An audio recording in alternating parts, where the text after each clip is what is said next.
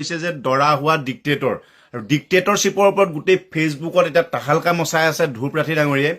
আজি সেই ভিডিঅ'টোকে আপোনালোকৰ মাজলৈ অকণমান দেখাম বুলি ভাবিছোঁ। কেলে সেই ধ্ৰুৱৰাঠী ডাঙৰীয়াই এটা মন্তব্য কৰিছিলে যে এই ভিডিঅ'টো যদি এজনৰ পৰা যদি এজনে যদি 100 জনক দিব পাৰে, 100 জনে যদি 1000 জনক দিব পাৰে, কিবা নহয় কিবা এটা বুজিব। আচলতে মোৰ প্ৰিয় ইউটিউবাৰ ধ্ৰুৱৰাঠী ডাঙৰীয়া তেখেতে এটা ভিডিঅ' বনাইছিলে যে দৰা হোৱা ডিক্টেটৰ, যিসকল ক'বলৈ একনায়কত্ববাদ ৰজাৰ শাসনকাল আকৌ ঘূৰি আহিব, সেই ৰজাৰ শাসনকাল আকৌ ঘূৰি আহিব, এই হিটলাৰৰ শাসনকাল আকৌ ঘূৰি আহিব, চি জিনপিঙৰ শাসনকাল, এনেকুৱা ধৰণৰ মানে তেখেতে এটা ভিডিঅ' বনাইছিলে। আৰু ভিডিঅ'টো বনাইছিলে কিয় কাৰণে? অৰবিন্দ কেজৰিৱাল ডাঙৰীয়া জেললৈ যোৱাৰ কাৰণে বনাইছিলে। অৰবিন্দ কেজৰিৱালক জেললৈ পঠালে, কংগ্ৰেছৰ বেংক একাউণ্ট চিজ কৰি দিলে, আৰু যিসকলে মাত মাতে সেইসকলক নিষেধ কৰি দিছে। আৰু যিমানবিলাক নিউজ চেনেল আছিলে, নিউজ চেনেলত আজিকালি কি হৈছে মানে বিজেপিৰ হওক বা বিৰোধী পক্ষৰ কোনো ধৰণৰ বা বাতৰি খুব কম ওলায় গুডি মিডিয়া সম্পৰ্কে। আৰু এই ভিডিঅ'টো ইমানেই ভাইৰেল হৈছে যে আমাৰ অসমবাসী ৰাইজে চাইছে নাই ক'ব নোৱাৰো, কিন্তু ভাৰতবৰ্ষত এতিয়া বৰ্তমান ধ্ৰুৱৰাঠী ডাঙৰীয়া ট্ৰেণ্ড কৰি আছে, টুইটাৰত ট্ৰেণ্ড কৰি আছে। নাম এটাই যে ডিক্টেটৰশ্বিপ মানে ক'বলৈ গ'লে আপোনালোকে একনায়কত্ববাদ আৰু যিজন আগৰ দিনৰ ৰজা মহাৰাজ মোগল এনেকুৱা ধৰণৰ যিখন মানে শাসনকাল, অকলে ব্ৰিটিছৰ শাসনকাল, যেনেকৈ একদম মই তয়ে একদম কাৰো কথা নুশুনো, সকলোকে জেল ফাঁচি দিওঁ, এনেকুৱা ধৰণৰ যিটো ডিক্টেটৰশ্বিপ আহিবলৈ গৈ আছে বুলি তেখেতে এটা ভিডিঅ' বনাইছিলে। প্ৰথমতে ভিডিঅ'টো আপোনালোকলৈ অকণমান জাষ্ট তেখেতৰ মই ঝলকটো দেখাইছো, ভিডিঅ'টো মন কৰক। नमस्कार दोस्तों, क्या हमारा देश तानाशाही की ओर गिरता जा रहा है? एक महीने पहले ये सवाल जब मैंने आप लोगों से पूछा था, जाहिर सी बात है बहुत से लोगों को शॉकिंग लगा था, लेकिन किसी भी सच्चे देशभक्त के लिए जो सही मायनों में देश की परवाह करता है, उसके लिए सवाल बहुत जरूरी है। कुछ लोगों को डाउट हुआ था कि क्या सही में ऐसा हो रहा है या नहीं हो रहा, लेकिन पिछले एक महीने में जो कुछ हुआ है देश में उसे कर तो यकीनन आपकी आंखें खुल जानी चाहिए। दिल्ली के चीफ मिनिस्टर अरविंद केजरीवाल को बिना मनी ट्रेल और बिना कन्विक्शन के अरेस्ट कर लिया गया। 3 में से 2 इलेक्शन कमिश्नर्स को प्रधानमंत्री मोदी की मर्जी के अनुसार अपॉइंट किया गया। इलेक्टोरल बॉन्ड्स, इतिहास के सबसे बड़े घोटाले की खबरों को टीवी चैनलों से और अखबारों से गायब कर दिया गया। देश की सबसे बड़ी ऑपोजिशन पार्टी कांग्रेस कह रही है कि उनके बैंक अकाउंट्स को फ्रीज किया जा चुका है, वो कैंपेन नहीं कर पा रहे। सालों पुराने केसेस को लेकर इलेक्शन से एकदम पहले इनकम टैक्स डिपार्टमेंट ने इन पर 1700 करोड़ का फाइन लगा दिया। रिपोर्ट किया जा रहा है कि कम्युनिस्ट पार्टी पर भी 11 करोड़ का फाइन लगा दिया। देश भर से खबरें आ रही हैं कि कैसे ऑपोजिशन के कैंडिडेट्स डिक्लेयर होते ही उन पर ईडी और आईटी के नोटिस आ जा रहे हैं। और कांग्रेस का तो ये तक कहना है कि उन्हें अखबारों में पेड एडवर्टाइजमेंट्स छापने तक नहीं दिया जा रहा। इसको छपवाने के लिए हमने नीचे अपना नाम भी दिया, सारा ब्यौरा दिया कि चंदा दो धंधा लो चल रहा था। इस विज्ञापन को छापने से मुख्य जो अखबार थे उन्होंने मना कर दिया। ये क्या हो रहा है देश में? क्या इस तरीके से इलेक्शंस लड़ी जाएंगी? हम लोग क्या कर सकते हैं यहाँ पर देश की डेमोक्रेसी को बचाने के लिए? इन सब सवालों के जवाब इस वीडियो में जानते हैं। और कुछ लोग जिन्हें अभी भी लगता है कि डेमोक्रेसी सुरक्षित है देश में अभी भी, या फिर जिन्हें लगता है कि तानाशाही अच्छी चीज होगी देश के लिए, इनके सवालों को भी आंसर करते हैं।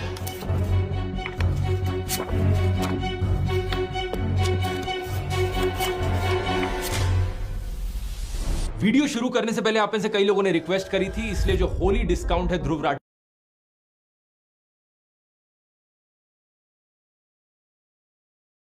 का आरोप है कि आम आदमी पार्टी के लीडर्स को 100 करोड़ रुपए की रिश्वत दी गई in exchange of undue benefits Delhi की एक्साइज पॉलिसी के तहत। लेकिन पार्टी की पॉलिटिशियन आतिशी कहती है कि 2 साल से ईडी और सीबीआई इस केस को इन्वेस्टिगेट किए जा रहे हैं, 500 से ज्यादा रेड कर चुके हैं, 1000 से ज्यादा विटनेसेस ला चुके हैं, लेकिन अभी तक एक भी सबूत इन्हें नहीं मिला इस चीज का जो साबित कर पाए कि आम आदमी पार्टी या इनके मिनिस्टर्स ने कुछ गलत किया हो। मनीष सिसोदिया के लॉयर ने यही चीज बताने की कोशिश करी थी दिल्ली हाईकोर्ट को कि यहाँ पर कोई मनी ट्रेल। আমাৰ কি হৈছে, অসমৰ ৰাইজে এই ভিডিঅ'টো চাইছে নাই জনাব। এই ভিডিঅ'টোত ধ্ৰুৱৰাঠী ডাঙৰীয়াই কমপ্লিট তথ্য সহকাৰে জনাইছে যে কি হ'বলৈ গৈ আছে। আমাৰ ইয়াতে অসমতে চক কালি এটা নিউজ পাইছোঁ যে এতিয়াও ঘৰে ঘৰে অৰুণোদয় আঁচনিৰ ফৰ্ম বিতাই ফুৰিছে, এতিয়াও ঘৰে ঘৰে অৰুণোদয় আঁচনিৰ ফৰ্ম বিতাই ফুৰিছে। আচলতে এতিয়াও টুপ ৰাইজক দি আছে, ৰাইজে ভোট জাক কৰে কৰক। আচলতে মোৰ জনাত দল হিচাপে নহয়, প্ৰাৰ্থী হিচাপে কৰক।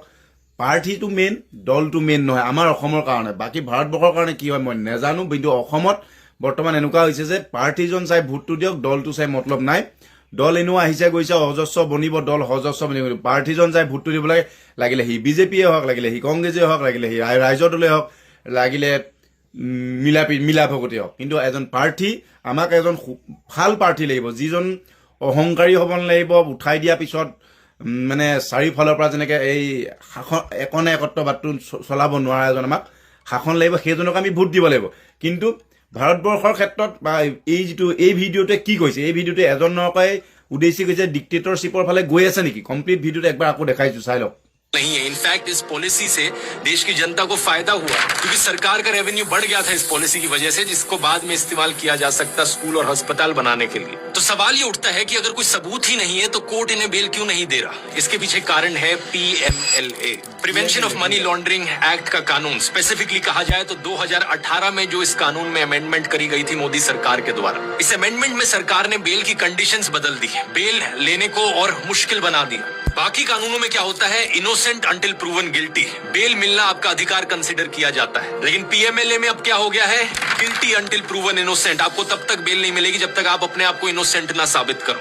इसी 2018 की अमेंडमेंट में এতিয়া কাহিনীটো হ'ল যে PMLA মানে যিটো তেখেতে যিখন আইনৰ কথা ক'লে, সেই আইনখনৰ আধাৰত যদি ইডিয়ে যদি কাৰোবাক যদি এৰেষ্ট কৰে, লাগিলে সি মিছা ফলছ কেছেই হওক, লাগিলে ৰিয়েল কেছেই হওক, আজিকালি যিকোনো কেছত জামিন পায়, ধৰক এটেম্প টু মাৰ্ডাৰে হওক, বিভিন্ন ঘটনাবিলাকত জামিনটো পাই যায়।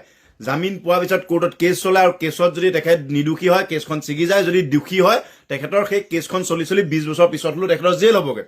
সেইটো এটা হৈছে বেলেগ কেছত। কিন্তু এই যিখন ইডিৰ যিখন এই নতুন কানুন তেখেতে সংশোধন কৰিলে, ইয়াত কি হ'ব, যদি অৰবিন্দ কেজৰিৱালৰ ওপৰত যদি কেছখন দি দিলে, অৰবিন্দ কেজৰিৱাল যদি নিদোষীও, তেখেতে যেতিয়ালৈকে কেছখনত নিজিকিব তেতিয়ালৈকে তেখেতে জেলতেই থাকিব লাগিব। তাৰমানে যেতিয়ালৈকে আপুনি মানে নিদোষী বুলি নিজে কোৰ্টে আপোনাক নক'ব, তেতিয়ালৈকে আপোনাক কোনো ধৰণে আপোনালোকক নিদিব, কি বুলি কয়, জামিনেই নিদিব। এতিয়া অৰবিন্দ কেজৰিৱালক যদি মিছা কেছতো দিছে বা সঁচা কেছতো দিছে, অৰবিন্দ কেজৰিৱাল ডাঙৰীয়াই জামিন নেপায়, কাৰণ জামিন পাবলৈ তেখেতৰ সেই আইনখনৰ আধাৰত তেখেতক এৰেষ্ট কৰিলে। পিছৰখন চাওক। ईडी को और ताकत भी दे दी गई थी। इन चीजों को अरविंद केजरीवाल ने खुद भी एक्सप्लेन किया था अपनी अरेस्ट से पहले। ईडी के केसेस में जमानत क्यों नहीं मिल रही लोगों को? अब ये पूरा कानून इन्होंने ईडी में पलट दिया। अब इसमें हो गया you are guilty till proved innocent. इस कानून में इन्होंने ये लिखा है कि आपके ऊपर आरोप लगेगा, आपके ऊपर FIR होगी, झूठा सच्चा जो मर्जी आरोप लगा दें, आपको गिरफ्तार कर लिया जाएगा और आपको बेल तब तक नहीं मिलेगी जब तक आपका मुकदमा पूरा नहीं हो जाता और आप इनोसेंट प्रूव नहीं हो जाते। लेकिन बात सिर्फ इतनी सिंपल नहीं है दोस्तों। अरविंद केजरीवाल के इस अरेस्ट के पीछे एक इलेक्टोरल बॉन्ड घोटाले का भी कनेक्शन। कोर्ट में जो हियरिंग हुई उसके अनुसार अरविंद केजरीवाल को 4 लोगों की स्टेटमेंट्स के बल पर अरेस्ट किया ईडी ने। उनमें से एक इंसान है शरद चंद्र रेड्डी, जो कि ऑरबिंदो फार्मा कंपनी के हेड है। 9 नवंबर 2022 की बात है कि ईडी ने रेड्डी को बुलाया था पूछताछ के लिए इस एलिजिड लिकर स्कैम के केस में। उन्हें जो स्टेटमेंट दी उस दिन वो केजरीवाल के फेवर में थी, लेकिन अगले ही दिन 10 नवंबर 2022 को ईडी इन्हें अरेस्ट कर लेती है। इनके अरेस्ट होने के सिर्फ 5 दिन बाद इनकी कंपनी ऑरबिंदो फार्मा ने 5 करोड़ रुपए का चंदा डोनेट किया बीजेपी को इलेक्टोरल बॉन्ड्स के जरिए। ये चीज हम जानते हैं इलेक्टोरल बॉन्ड डेटा को देखकर। अब क्रोनोलॉजी समझ लीजिए। ये करीब 6 महीने तक जेल में रहते हैं। अरविंद केजरीवाल ने कोर्ट में कहा कि इन्होंने 9 अलग अलग स्टेटमेंट्स दी इस 6 महीने के पीरियड में, जो कि सारी स्टेटमेंट्स केजरीवाल के फेवर में थी। उसकी अरेस्ट हुई, उसके बाद उसके 9 स्टेटमेंट्स हो गए। अगर 9 स्टेटमेंट्स वो मेरे खिलाफ नहीं बोलता, उसके बाद 6 महीने उसको अरेस्ट करने के बाद 25 अप्रैल को टूट जाता है। लेकिन 25 अप्रैल 2023 को 6 महीने जेल में रहने के बाद अगली स्टेटमेंट जो देते हैं वो केजरीवाल के खिलाफ होती है। अगले ही महीने मई 2023 को ईडी इन्हें बेल दे देती है और जून 2023 में ये ईडी के अप्रूवर बन जाते हैं इस केस में। और बेल मिलने के करीब 6 महीने बाद इनकी कंपनी 25 करोड़ रुपए की और डोनेशन करती है बीजेपी को। अब देख रहे हो दोस्तों किस लेवल का खेल खेला जा रहा है। इलेक्टोरल बॉन्ड्स का डेटा हमें बताता है कि टोटल में इनकी कंपनी ने 52 करोड़ रुपीस की बॉन्ड्स खरीदी थी, जिनमें से 2/3 करीब 34 करोड़ रुपीस बीजेपी के पास गई, 15 करोड़ BRS के पास और 2.5 करोड़ TDP के पास। यही कारण कि आतिशी ने कहा कि इस एलिजिड लिकर स्कैम का जो मनी ट्रेल है वो आम आदमी पार्टी के पास नहीं बल्कि बीजेपी के पास जाता है। ये है मनी ट्रेल, शरद चंद्र रेड्डी की कंपनियों द्वारा दिया गया भारतीय जनता पार्टी के बैंक अकाउंट में पैसा। जो बाकी 3 लोग हैं जिनकी स्टेटमेंट्स की वजह से अरविंद केजरीवाल को अरेस्ट किया गया, उनकी कहानियों में भी ऐसी ही क्रोनोलॉजीज आपको देखने को मिलेंगी। शायद यही कारण कि अरविंद केजरीवाल एक के बाद एक समन्स मिस किए जा रहे थे ईडी के, और उन्होंने ईडी के इन सारे समन्स को इलीगल ठहराया। उनके अनुसार ईडी का मकसद सिर्फ और सिर्फ इन्हें किसी भी बहाने से अरेस्ट करना था, जिससे कि पार्टी को खत्म किया जा सके और दिल्ली और पंजाब की सरकारों को गिराया जा सके। एक 8 मिनट की ऑडियो रिकॉर्डिंग है इस केस की, जब अरविंद केजरीवाल खुद को कोर्ट में डिफेंड कर रहे थे। अगर आप वो सुनना चाहें तो उसका लिंक डिस्क्रिप्शन में है। अरविंद केजरीवाल के अरेस्ट पर रिएक्ट करते हुए कांग्रेस पॉलिटिशियन राहुल गांधी ने कहा, डरा हुआ तानाशाह एक मरा हुआ लोकतंत्र बनाना चाहता है। नेताओं को धमकाया जाता है, पैसे देकर सरकारों को गिराया जाता है, नेताओं को जेल में डाला जाता है। ये पूरी की पूरी मैच फिक्सिंग करने की कोशिश की जा रही है। मीडिया समेत আকাশ গেমিঙে সুধিছে কিয় আচলতে এইকেইদিন ফেচবুকত এটাই বস্তু ট্ৰেণ্ড কৰি আছে। তোমালোকে যিসকল গেমাৰ হওক এণ্টাৰটেইনমেণ্ট জগতৰ লগত যিসকলে জড়িত হৈ আছে তেখেতলোকে এই ভিডিঅ'টো নাই পোৱা। এতিয়া ইণ্টাৰনেটত আপোনালোকে যদি গুগলত চাৰ্চ কৰে এটাই নাম আহিব, যাৰ নাম হৈছে ধ্ৰুৱ ৰাঠি। ধ্ৰুৱ ৰাঠি ডাঙৰীয়ে এটা ভিডিঅ' বনাইছিলে, তাত কোৱা হৈছিলে যে দ্য ডিক্টেটৰ আৰু দৰা হোৱা ডিক্টেটৰ মানে ক'বলৈ গ'লে যি আমাৰ আগৰ দিনৰ যেতিয়াকে ৰজাসকলে একদম মানে ধৰা এনেকুৱা হ'ল, দুৰ্যোধন ৰজা হ'ল, চাৰিওফালে একদম ঘোঁৰা পঠাই দিলে, য'তেই ঘোঁৰা যোনে ঘোঁৰা ৰখাব তাৰ ওপৰতে যুদ্ধ হ'ব। আৰু যদি ঘোঁৰাটো যদি ৰখাই দিয়ে বা ঘোঁৰাটো যদি যাবলৈ দিয়ে সেই ৰাজ্যখন তেওঁৰ অধীনলৈ আহিব। এতিয়া কাহিনীটো হৈছে যে এজনেই ৰজা থাকিব, বাকীখিনি সকলো প্ৰজা থাকিব, ক'তো ৰজা হ'ব নোৱাৰিব। সেই তেনেকুৱা ধৰণৰ এটা ডিক্টেটৰশ্বিপ আহিবলৈ গৈ আছে নেকি ভাৰতবৰ্ষত, তাৰ সম্বন্ধে এটা ভিডিঅ' বনাইছিলে। আৰু তেখেতে কৈছিলে যে তেখেতৰ এই বাৰ্তাটো যিসকলে বুজি পাইছে সেইসকলে যদি এজনে যদি 5জনকো যদি বুজাই দিয়ে তেতিয়া সেই 5জনে 5জনক বুজাই দিব। অন্তত ৰাইজে গম পাব যে আমাৰ দেশখন কোনফালে গতি কৰি আছে। আমাৰ এতিয়া চব আমাৰ অসমৰ ক্ষেত্ৰত কৈছোঁ, আজিকালি প্ৰত্যেকটো স্কিমেই কাক দিছে? মহিলাসকলক দিছে। আজি মই আপোনালোকক কৈছোঁ, আমাৰ মাজতে আহি গ'ল কি কয় আমাৰ এইটো লাখপতি বাইদেৱে মোদী ডাঙৰীয়াক যোৰহাটলৈ যাওঁতে তেখেতলোকক 1000কে পইচা দিম বুলি কৈছিলে। আমাৰ কিন্তু মাও গৈছিলে, লাখপতি বাইদেউ হৈছিলে, পইচা কিন্তু এতিয়ালৈকে পোৱা নাই। পিছে কোৱা শুনিছোঁ বোলে খানাত 1000 টকা আছিলে, 400 টকা খালে, বাকীকেইটা হেনো তেখেতলোকে 600 টকা পিছত দিব। আৰু এই লাখপতি বাইদেউ, মই এতিয়া জানিব বিচাৰিছোঁ লাখপতি বাইদেউৰ নামটো দিলে হয়, প্ৰথম কথা লাখ টকা কেতিয়া দিব সেইটো এটা প্ৰথম প্ৰশ্ন। ছেকেণ্ড প্ৰশ্ন হৈছে যে এতিয়া অৰুণোদয় স্কিম এতিয়া উলিয়াইছে, প্ৰত্যেকটো স্কিমেই মহিলা কেন্দ্ৰিক উলিয়াইছে। আৰু মহিলা কেন্দ্ৰিক উলিয়াই দিয়া মেইন কাৰণ হৈছে ঘৰখনত মানে এনেকুৱা হৈছে, আমাক লাখ টকা দিছে, তুমি আমাৰ কথাহে ক'ব লাগিব। আপুনি বেলেগক ভোট দিলে নহ'ব। আমাক গোটত লোন দিছে, লাখ টকা দিছে, অৰুণোদয় দিছে, উজ্জ্বলা দিছে, আৰু প্ৰত্যেকটো বস্তু দিছে। 12 মাহত 13টা স্কিম ওলাইছে। গছপুলি ৰুলে কোনে 200 টকা পালে মোক কওক। গছপুলি ৰুলে সকলোৰে একাউণ্টত 200 টকা ওলাব। মানি ল'লোঁ, মাটি আন্দোলন হ'ল, মানে আমাৰ ইয়াৰ পৰা মাটি আন্দোলন লৈ গ'ল অসম, মানে ভাৰতবৰ্ষ ইয়াৰ পৰা মাটি লৈ পেলাই এইটো কলাই মাটি নি সেই সময়ত বিয়ানাম যোৰাটিটো আমাৰ দিল্লীত পোৱা লাগে। মাটি নিয়াবিলাকৰ পৰা পইচা নাই পোৱা মানি ল'লোঁ, কিন্তু সেই গছপুলি ৰোৱা কোনে পইচা পালে? সকলোৱে চাৰ্টিফিকেট দিলে, গছপুলি মৰি একেবাৰে নাইকিয়া হ'ল। এই যিবিলাক কথা মইতো বাৰু ধ্ৰুৱ ৰাঠি ডাঙৰীয়াৰ ভিডিঅ'টোত মই জাষ্ট আগবঢ়াই দিছোঁ যে তেখেতে কি ক'ব বিচাৰিছে। আৰু আমাৰ অসমবাসী ৰাইজে মোৰ ভিডিঅ'টোত কমপ্লিট চাবলৈ দৰকাৰো নাই। আপোনালোকে ভিডিঅ'টো ধ্ৰুৱ ৰাঠি ডাঙৰীয়া মাৰিব, তাত আপোনালোকে তন্নকে বুজিব যে দ্য ডিক্টেটৰশ্বিপ, দৰা হোৱা ডিক্টেটৰ। আজি আমাৰ অসমত তেনেকুৱা হোৱা নাই, অসমত তেনেকুৱা ডিক্টেটৰশ্বিপ হোৱা নাই। কিন্তু যদি ভাৰতবৰ্ষখনে যদি ডিক্টেটৰশ্বিপৰ ফালে যদি গুচি যায়, ভাৰতবৰ্ষখনে যদি এজন শাসকৰ ফালে যদি গুচি যায়, সেই এজন শাসকে যদি সকলোকে যদি মাত মাতিব নোৱাৰা কৰে, আজি ধৰি লওক আম আদমি পাৰ্টিৰ অৰবিন্দ কেজৰিৱাল 18 তাৰিখলৈকে যেতিয়া 19 তাৰিখলৈকে তেতিয়া তেখেতে জেলতেই থাকিব। তেখেতে কেম্পেইনিং কেতিয়া কৰিব? যেতিয়া এটা দলৰ এজন নেতাক যেতিয়া জেলত ভৰাই থোৱা যায়, সেই নেতাজনৰ জেলত ভৰাই থ'লে কি হ'ব? তেখেতৰ কেম্পেইনিং নাইকিয়া হ'ব। তেখেতৰ মোটামুটি ইলেকশ্যনটো এজনৰ পাৱাৰলৈ আনি লোৱা হয়। আৰু আপোনালোকে ইয়াত শুনিব যে কোনোবা এজনে MLA চিট পাইছে, লগালগ তেওঁলৈ চমন গৈছে। সেই তেনেকুৱা ধৰণৰ কথা আহিছে। সেইকাৰণে আমাৰ অসমবাসী ৰাইজেও এই ভিডিঅ'টো চোৱাৰ দৰকাৰ। ভোট কাক দিয়ে দৰকাৰ নাই। না মই বিজেপি, না মই কংগ্ৰেছ, না মই AGP, মই কোনো ধৰণৰ মই নিৰপেক্ষ। কিন্তু যে নিৰপেক্ষ হিচাপে এই ভিডিঅ'টো অসমীয়া হিচাপে এজন গাত লাগিছে যে এই কথাটো সঁচাই সত্য নেকি। কালি ইতিমধ্যে নিউজ চেনেলবিলাকত পাইছোঁ কোনোবাই ঘৰত গৈ পেলাই অৰুণোদয় ফৰ্মখন পূৰা ফিল আপ কৰি আছে। আচলতে ব্ৰেইন ৱাছ কৰি পেলোৱা হৈছে অসমৰ মহিলাসকলৰ, ব্ৰেইন ৱাছ কৰি পেলোৱা হৈছে। আজি যদি ঘৰৰ যদি পুৰুষজনে যদি ভাবেও যে মই এইটো বেয়া পাইছোঁ, তেখেতৰ মাত মতাৰ অধিকাৰটো হেৰুৱাই পেলাইছে। কেলেই?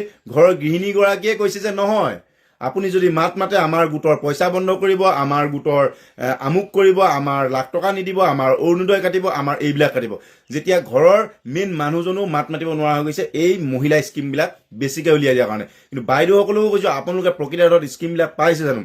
গছ পুলি ৰোৱা কোনে মোক পইচা পালে জনাব পাৰিবনে? ময়ো সেই সময়ত গছ পুলি ৰোৱাৰ কাৰণে তাহালকা মচাই গৈছিল। গছ পুলি ৰোৱা ৰোপণৰ ভিডিঅ' দিব লাগে, GPS কেমেৰা, কিমান ইণ্টাৰনেট বৰবাদ হ'ল ঠিক নাই, কিন্তু মানুহৰ ভেজা প্ৰায় হ'ল, পইচা কোনো নেপালে। কাৰণ মোৰ মায়ে ৰুইছিলে, পইচা নাই পোৱা। প্ৰথম কথা কৈছোঁ। আৰু এতিয়া লাখ টকীয়া বাইদেউ যে ওলালে, এতিয়া লাখ টকীয়া বাইদেউ এতিয়া ইলেকশ্যনটো ঘোষণা হৈ গ'ল। এতিয়া ইলেকশ্যনৰ পিছত লাখ টকা পাব নাপাব সেইটো এটা প্ৰধান কথা। যদি লাখ টকা পায়ো ভাল কথা। অৰুণোদয় বিদ্যা আমাৰ যিটো 250 টকা যিটো আমাৰ বৃদ্ধ পেঞ্চন, সেই তেনেকুৱা ধৰণৰ স্কিমবিলাক আহিলে অৰুণোদয় কোনে পাইছে, কৃষকৰ পইচা কোনে পাইছে, এই বিভিন্ন ধৰণৰ। আৰু সকলোৱে ভাবিছে যে অৰুণোদয় পাইছে, উজ্জ্বলা পাইছে, আৰু সেইবিলাকত আমি ভুল গৈ আছোঁ। আচলতে প্ৰকৃতাৰ্থত আমি হৰিবলৈ গৈ আছোঁ। এই কিছুমান কথাকে এই ভিডিঅ'টোৰ যোগেদি কৈছে, আৰু ভিডিঅ'টো পিছৰ অকণমান আগবঢ়াই দিছোঁ। संस्थाओं पर कब्जा, पार्टियों को तोड़ना, कंपनियों से हफ्ता वसूली, मुख्य विपक्षी दल का अकाउंट फ्रीज करना और अब तो चुने हुए मुख्यमंत्रियों की गिरफ्तारी भी आम बात हो गई है। कांग्रेस पार्टी को यहाँ अलग तरीकों से खत्म करने की कोशिश करी जा रही है और ये कोशिश भी कई महीनों से जारी है। पिछले साल अगस्त के महीने में राहुल गांधी पर एक बहुत ही अजीबोगरीब डिफेमेशन केस किया गया, जिसके जरिए उन्हें डिस्क्वालीफाई करने की कोशिश करी गई थी। इस केस डिस्क्वालीफाई करने की कोशिश करी गई, करोड़ का नोटिस दिया। यूनाइटेड नेशंस भी कहने लग रहा है वो उम्मीद करते हैं कि इंडिया में लोग फ्री और फेयर तरीके से वोट कर पाएंगे, सबके राइट्स को प्रोटेक्ट किया जाएगा। सरकार के इन कारनामों की वजह से दुनिया भर में भारत की रेपुटेशन नीचे गिर रही है। कुछ बीजेपी के पॉलिटिशियंस तो अब ओपन কৈছে কোনে পোৱা নাই 200 টকাকে যে নে কিমান টকাকে যে গছপুলি ৰোৱাৰ নামত পইচাটো দিম বুলি ক'লে সেইটো দিলে নে? আৰু সেই গছপুলিবোৰ বাচি আছিলে নে? আৰু এতিয়া লাখ টকীয়া বাইদেৱে যে লাখ টকা পালে নে? আৰু লাখ টকা দিম বুলি যে মোদী চাহাবৰ যোৰহাটত যে গৈছিলে পিংক কালাৰ শাৰী ব্লাউজ পিন্ধি, তেখেতলোকে পইচা পালে নে? কিন্তু আমাৰ এই অঞ্চলত কিন্তু পইচাটো পোৱা নাই। আজি কৰিছোঁ। कह रहे हैं हम 400 से ज्यादा सीट लाना चाहते हैं ताकि हम देश का कॉन्स्टिट्यूशन बदल सके। इस खबर को देखो, 27 मार्च को शिवसेना ने अपने पॉलिटिशियन अमोल कीर्तिकर को कैंडिडेट घोषित किया। ये हुआ सुबह के 9 बजे और सिर्फ 1 घंटे बाद 10 बजे इन्हें ईडी का नोटिस आ गया। अमोल कीर्तिकर जी जैसे उनका नाम घोषित हुआ, उनको ईडी का समन्स आया। ये दबाव तंत्र है, ये डराने की कोशिश है। एनसीपी के लीडर प्रफुल्ल पटेल याद है, इन पर एक भारी आरोप लगाया गया था करप्शन केस का बीजेपी के द्वारा। 8 महीने पहले इन्होंने लेकिन अपनी पार्टी तोड़कर बीजेपी की अलायंस ज्वाइन कर ली थी और इसका नतीजा क्या हुआ? 29 मार्च की इस खबर को देखो। जो भी केस सीबीआई ने चलाया था इनके खिलाफ, उसे अब बंद कर दिया गया। अब मोदी सरकार कहती है कि यहाँ कोई करप्शन नहीं था। ऐसे ही बहुत से और केसेस हैं, जैसे कि नवीन जिंदल का केस देखो। ये कांग्रेस के कैंडिडेट थे, इन पर कोलगेट करवाने की रिस्पॉन्सिबिलिटी आती है इलेक्शन कमीशन की। Chief election commissioner Rajeev Kumar और इलेक्शन कमिश्नर अरुण गोयल के बीच में असहमतियां थी। अब इसके अलावा एक और इलेक्शन कमिश्नर की पोस्ट खाली पड़ी थी। देश में 3 इलेक्शन कमिश्नर्स होते हैं। इनके रेजिग्नेशन के बाद 2 पोस्ट खाली हो गई। 2 नए इलेक्शन कमिश्नर्स को कैसे अपॉइंट किया जाए और कौन अपॉइंट करेगा? मैंने पिछले वीडियो में आपको बताया था कि मार्च 2023 में 5 जज कॉन्स्टिट्यूशन बेंच था सुप्रीम कोर्ट का, जिन्होंने ऑर्डर किया कि इलेक्शन कमिश्नर्स की अपॉइंटमेंट होनी चाहिए 3 लोगों की कमेटी के द्वारा, prime minister, leader of opposition और चीफ जस्टिस ऑफ इंडिया। लेकिन मोदी सरकार करीब 3.5 महीने पहले एक नया कानून लाई यहाँ पर और कहा कि नहीं, इलेक्शन कमिश्नर्स की अपॉइंटमेंट में चीफ जस्टिस नहीं होंगे, हमारी ही सरकार का यूनियन मिनिस्टर होगा और प्राइम मिनिस्टर होंगे और एक लीडर ऑफ ऑपोजिशन सही। इसके अनुसार 2 नए इलेक्शन कमिश्नर्स अपॉइंट किए जाते हैं। 3 लोगों की जो कमेटी बनाई गई उसमें थे प्रधानमंत्री मोदी, दूसरे थे होम मिनिस्टर अमित शाह और तीसरे थे एक ऑपोजिशन पॉलिटिशियन अधीर रंजन चौधरी। लेकिन इस अपॉइंटमेंट के वक्त भी प्रॉपर प्रोसीजर नहीं फॉलो किया गया। अधीर रंजन चौधरी ने कहा कि एक रात पहले उन्हें 212 नामों की लिस्ट दी गई और मीटिंग से एकदम पहले उन्हें 6 नामों की शॉर्ट लिस्ट दी गई और उन्हें समय ही नहीं दिया गया जज करने के लिए कि किसे अपॉइंट करना चाहिए, उनका बैकग्राउंड क्या है, लोगों का उनका एक्सपीरियंस कितना है, उनकी इंटीग्रिटी कितनी है। प्रधानमंत्री मोदी और अमित शाह ने अपनी मर्जी से इन 2 इलेक्शन कमिश्नर्स को अपॉइंट कर दिया। सुप्रीम कोर्ट ने अपनी तरफ से कंसर्न जरूर एक्सप्रेस किया कि ये गलत है कि इस तरीके से सही डिटेल्स नहीं दिखाई गई, लेकिन उसके अलावा कोर्ट ने कोई एक्शन नहीं लिया। कोर्ट ने कहा कि बहुत केओस हो जाएगा अगर हम 2 अपॉइंटमेंट्स को रोक दे तो कौन थे ये 2 नए इलेक्शन कमिश्नर्स जिन्हें अपॉइंट किया गया? पहले थे ज्ञानेश कुमार, एक रिटायर्ड IAS ऑफिसर जो कि एक्चुअली में 2016 से 21 के बीच में होम मिनिस्ट्री के अंदर काम करते थे अंडर अमित शाह। दूसरे हैं सुखबीर संधू, जो कि रिटायर्ड आईएएस ऑफिसर है और 2014 से लेकर 2023 के बीच में इन्होंने पहले ministry of human resource development में काम किया, चेयरपर्सन ऑफ NHAI रहे और चीफ सेक्रेटरी रहे उत्तराखंड के। क्या इन इलेक्शन कमिश्नर से एक्सपेक्ट किया जा सकता है कि ये फेयर तरीके से लोकसभा की इलेक्शंस कंडक्ट करवाएंगे?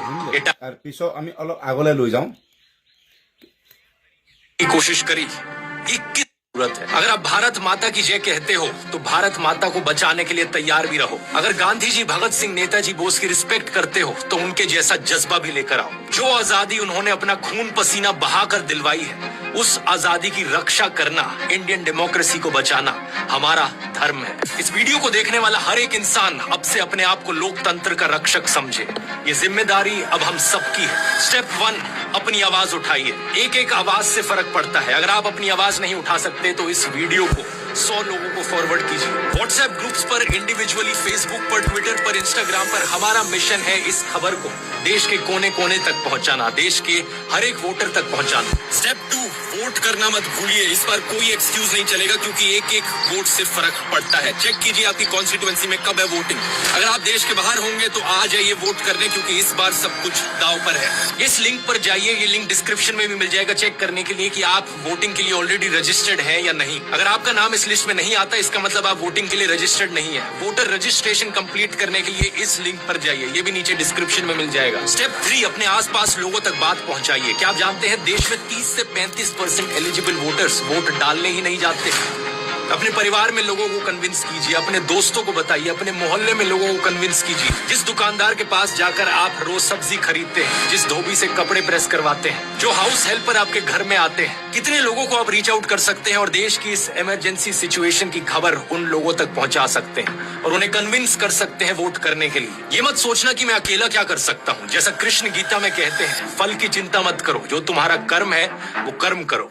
इस वीडियो को देखने वाला अगर हर एक इंसान बस ये ठान ले कि अगले 20 दिन तक मैं रोज 5 लोगों को जाकर इसके बारे में बताऊंगा, उसी से ही काम बन जाएगा। हमें 1 करोड़ से ज्यादा लोग हैं इस YouTube चैनल से जुड़े हुए। एक इंसान को सिर्फ 100 लोगों को रीच आउट करना है और इस तरीके से हम देश के कोने कोने तक सारे 100 करोड़ एलिजिबल वोटर्स को रीच आउट कर सकते हैं। और स्टेप 4, ये सब करना है खुशी से, हंसते हुए और प्यार फैलाते हुए।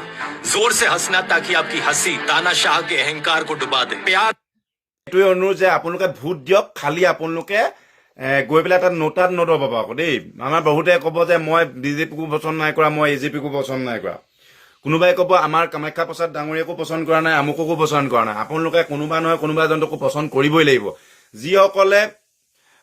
যিসকলে ভোট কাকোৱে ভাবিছে প্ৰাৰ্থীজন এজনো ভাল নহয়, তেতিয়া আপোনালোকে ভোট কাকোৱে নিদিওঁ বুলি গুচি নাহিব। আপোনালোকে বাছি ল'ব। যদি বিজেপি পাৰ্টিজন ভাল হয় আপোনালোকে বিজেপি পাৰ্টিজনক দিয়ক, যদি কংগ্ৰেছৰ পাৰ্টিজন ভাল হয় যদি কংগ্ৰেছৰ দিয়ক, যদি ৰাইজৰ দলৰজনে যদি ভাল হয় ৰাইজৰ দলৰ দিয়ক। যোৰহাটত যদি গৌৰৱ গগৈ ডাঙৰীয়াক আপোনালোকে ভাল বুলি ভাবিছে গৌৰৱ গগৈ ডাঙৰীয়াক দিয়ক, যদি তপন গগৈ ডাঙৰীয়া যদি ভাল বুলি ভাবিছে তপন গগৈ ডাঙৰীয়াক দিয়ক। কিন্তু আপোনালোকে কিছুমানে কিবা ভোটটো নিদি নোটাত মানে দবাই থৈ আহে, যাত মানে ক'তোৱে নাযায় ভোটটো। সেই তেনেকুৱা ভোট দি লাভ নাই। আজি ইতিমধ্যে তেনেকুৱা ভোট দিয়া মানে এনেকুৱা হয় যে ধৰক ক'ৰবাত জুই লাগি আছে, আপুনি চকুমুদি চাই আছে, জ্বলিলে জ্বলক, সিহঁতিয়ে মৰিব, আমাৰ কি আছে, এনেকুৱা হ'ব। পাৰিলে কোনোবা এজনটো ভাল ওলাব। ধৰি লওক আজি আমাৰ কাজিৰঙা সমষ্টিতে 2জন আছে, তেওঁলোক 2জনৰ ভিতৰত কোনোবা এজনটো ভাল। কাৰোবাৰ দৃষ্টিত কামাখ্যা প্ৰসাদ ডাঙৰীয়া ভাল, কাৰোবাৰ দৃষ্টিত আমাৰ কংগ্ৰেছৰ প্ৰাৰ্থীগৰাকী ভাল। আপোনালোকৰ দৃষ্টিত যোনেই ভাল সেইজনকতো তেওঁলোকে নিজৰ নিজৰ দলৰ মানুহে দিবই। বিজেপিখিনিক দিব, কংগ্ৰেছৰখিনিক দিব। যিসকল কোনো দলৰ নহয় তেওঁলোকে ডিচাইড কৰিবলৈ তেওঁলোকৰ হিষ্ট্ৰীটো খুন্দালি পেলক আৰু তেওঁলোকৰ বিষয়ে অকণমান জানক। জানি মেলি কোনজন পাৰ্টীয়ে কাক আমাক সহায় কৰিব পাৰিব। আমি দলটো চাই লাভ নাই। ওপৰত বিজেপি বহি আছে বুলি আমি বিজেপিজনকে যে উধাই মুধাই যে যিসকল নিৰপেক্ষ সেইসকলে যে বিজেপিকে উধাই মুধাই ভোট দিব, কোনো কথা নাই। আপোনালোকে চাই ল'ব লাগিব যে আমি চাই ল'ব লাগিব যে আমি নোটাত দবোৱাৰ আগত আমি যদি তাত গৈ পেলাই যে আমাৰ যোৰহাটৰ পাৰ্টী গৌৰৱো ভাল নহয়, যোৰহাটৰ পাৰ্টী আমাৰ তপনো ভাল নহয়, আমাৰ মানে লুৰিণো ভাল নহয়, আমাৰ সৰ্বানন্দও ভাল নহয়, এনেকে বুলি গৈ পেলাই যে আপোনালোকে নীলত দিয়েগে, নোটাত গৈ দবাই দিয়েগে, সেইটো কিন্তু আপোনালোকে নাইনচাফি হ'ব। আপোনালোকে এজনকতো চিলেক্ট কৰিবই লাগিব, কিয়নো এজনে আৰু প্ৰত্যেকজন মানুহৰে 100% কোনো মানুহ ভাল নহয়। আপোনালোকে ক'ব নোৱাৰে বা কোনো দলৰ নেতা মন্ত্ৰীও ক'ব নোৱাৰে যে কোনোবা এজন মানুহ একুৰেট 100% কোনো মানুহেই ভাল নহয়। সেইকাৰণে কোনোবা এজনটো ভাল গুণটো অকণমান বেছি থাকিব।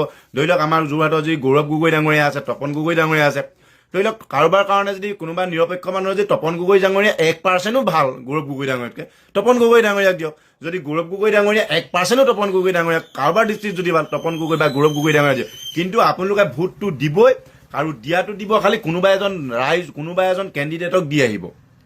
কিন্তু আপোনালোকে আকৌ এইটো দিন আহিব যে আকৌ তাত আকৌ এই নিদলীয় এটা আছে, নিদলীয় এজনে আকৌ বোলে জিকাৰ অকণো সম্ভাৱনাই নাই, তেখেতক গৈ পেলাই মৰমতে ভোটটো দি আকৌ আপোনাৰ ভোটটো লোকচান কৰি নাহিব, আৰু সেই কোনোবা এজন জিকিব, জিকাজনৰ সেইটো নাইকিয়া কৰি নাহিব। মুঠতে কোনোবা এজন জিকাটো দৰকাৰ, লাগিলে সি বিজেপিয়ে হওক, লাগিলে সি কংগ্ৰেছে হওক, লাগিলে যিকোনো এটা দলৰে হওক, খালি জিকাটো দৰকাৰ। আৰু বাকী বিজেপিখিনিক দিব, কংগ্ৰেছেখিনিক দিব, বাকী যিখিনি মিলিভগত পাৰ্টি আছে মিলিভগত পাৰ্টীয়ে মিলিভগতক দিব। কিন্তু যিসকল মিলিভগত পাৰ্টি নহয়, যিসকল আপোনাৰ মোৰ নিচিনা নিৰপেক্ষ, সেইসকলে কাক ভোট দিব? সেইসকলে যাৰে ভাল গুণৰ পাৰ্চেণ্টেজ অকণমান বেছি, লাগিলে যিটো গুণৰে অধিকাৰী হওক, লাগিলে যিটো দলৰে হওক, কংগ্ৰেছ, বিজেপি, এজেপি কথা নাই, সেই মানুহজনকে দি থৈ আহক। আৰু এইটোৱে কৈছোঁ 100ৰ ভিতৰত 100% কোনো মানুহে ভাল নহয়, লাগিলে সি আৰু কাম মন্ত্ৰী হোৱাৰ পিছত আপোনালোকে নেভাবিব যে মন্ত্ৰী হোৱাৰ পিছত আপোনালোকে আপোনালোকে যাক ভাবিব সেইজনো ইমান কাম নকৰে, যাক নেভাবিব সেইজনো ইমান কাম নকৰে। কিন্তু আপোনালোকৰ ভোটটো নিদি পেলাই, নিদিয়াটো একদম মাৰাত্মক ভুল। দিবলৈ যাব, খালি আপোনালোকে নোটাত দবাই থৈ নাহিব। আপোনালোকে কোনোবা এজনক ভালকৈ বিবেচনা কৰি দি থৈ আহক যে এইজনেই দিলে কিবা নহয় কিবা এটা কাম আহিব, খালি কিবা এটা নহয় কিবা এটা কাম আহিব বুলি আপোনালোকে ভোটটো দিব। আৰু এইটো নহয়, আমাৰ যদি ইয়াত যদি ধৰি লওক, মোৰ এটা খোলাম খোলা কথা কৈছোঁ, আমাৰ যদি কাজিৰঙা সমষ্টি মোৰ পৰে, যদি মোৰ কাৰণে যদি বিজেপি প্ৰাৰ্থীজনো মোৰ কাৰণে ভাল হয়, মই বিজেপি কংগ্ৰেছক দিম। এই দুইটাই হৈছে মোৰ এটা দুদুৰ মুদুৰ হৈছে ভোট কাক দিম। কিন্তু এইটোৱে হৈছে যে আমি চাই ল'ম মানুহজনক, আমি চাই ল'ম মানুহজনৰ কিমান ভাল গুণ আছে, কিমান বেয়া গুণ আছে। ভাল গুণখিনি চাই ল'ম, বেয়া গুণখিনি তলত নি থাকিম। যদি ভাল গুণ যদি তেখেতৰ 1%ও বেছি আছে, আমি তেখেতক দিম। মইতো চকু মুদি দি দিম, দলটো নাচাওঁ। মই চকু মুদি ভোট দি দিম, দল নাচাওঁ। যে মানুহজনৰ গুণ চাম, মানুহজনে কি কৰিব পাৰিব, মানুহজনে কৰাৰ হাবিয়াসটো কিমান, সেইটো চাম। বাকী আপোনালোকলৈ এৰিলোঁ, আপোনালোকে খালি ভোট দিয়ক, প্ৰচুৰ পৰিমাণে ভোট দিয়ক। আৰু আপোনালোকে ক'লে যাৰ ভোটাৰ কাৰ্ড নাই লৈ, আপোনালোকে মাই ভোটাৰত গৈ আপোনালোকৰ ভোটাৰ কাৰ্ডটো ৰেজিষ্ট্ৰেশ্যন কৰি লওক অতি সোনকালে। আৰু কাৰোবাৰ যদি ভোটাৰ কাৰ্ড অহা নাই, আপোনালোকে ভোটাৰ লিষ্টখন ডাউনলোড কৰি লওক। বাকী ভিডিঅ'টো যদি ভাল লাগিছে আপোনালোকে লাইক আৰু ছাবস্ক্ৰাইব কৰিব। এই ভিডিঅ'টোৱে কোনো ধৰণৰ দল, সংগঠন, কোনো ধৰণৰ নেতা মন্ত্ৰীক কিবা এটা কৰা নহয়। সেই ডিক্টেটৰশ্বিপৰ ভিডিঅ'টো মোৰ পচন্দ লাগিলে, মোৰ আজি আপোনালোকে জানে নহয় যে কাৰোবাৰ প্ৰিয় ইউটিউবাৰ থাকিব পাৰে। মোৰ প্ৰিয় ইউটিউবাৰ হৈছে ধ্ৰুৱ ৰাঠি ডাঙৰীয়া। আজি মোৰ প্ৰিয় ইউটিউবাৰজনে যেতিয়া কিবা এটা ৰিকুৱেষ্ট কৰিছে, মই ভালকৈ বিবেচনা কৰি চালোঁ যে কথাটো সত্য হ'ব বা সত্য হয়। যদি আমি এতিয়া যদি সজাগ নহওঁ, আমাৰ ভৱিষ্যত দিগদাৰ হ'ব। সেইকাৰণে তাৰ ভিডিঅ' কিয়দাংশ লগাই দিলোঁ। মই তেখেতৰ ভিডিঅ' কিয়দাংশ লগাইহে দিছোঁ। আপোনালোকে ভিডিঅ' চাবলৈ তেখেতৰ চেনেলত যাব। বাকী কোনে কোনে ক'ৰ পৰা চাই আছিলে জনাব। যদি ভাল লাগিছিলে ইউটিউবত ছাবস্ক্ৰাইব কৰিব, ফেচবুকত লাইক আৰু ফ'ল' কৰিব, ভিডিঅ'টো শ্বেয়াৰ কৰিব। ঠিক আছে, জয় অসম, ধন্যবাদ।